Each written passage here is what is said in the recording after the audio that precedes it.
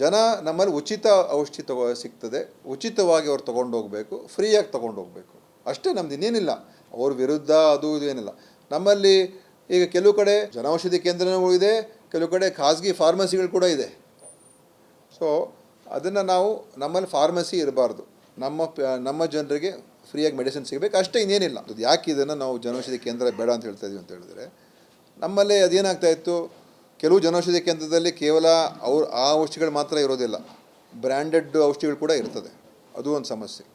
ಎರಡನೇದು, ನಮ್ಮಲ್ಲಿರುವಂಥದ್ದು ಡಾಕ್ಟ್ರುಗಳು ಅಲ್ಲಿಗೆ ಚೀಟಿ ಬರೆದು ಕಳಿಸೋದು, ಅಲ್ಲೇ ಹೋಗಿ ತೊಗೊಂಬಿಡಿ ಅಂತ ಹೇಳುವಂಥದ್ದು, ಅದು ಮಾಡಬಾರ್ದು.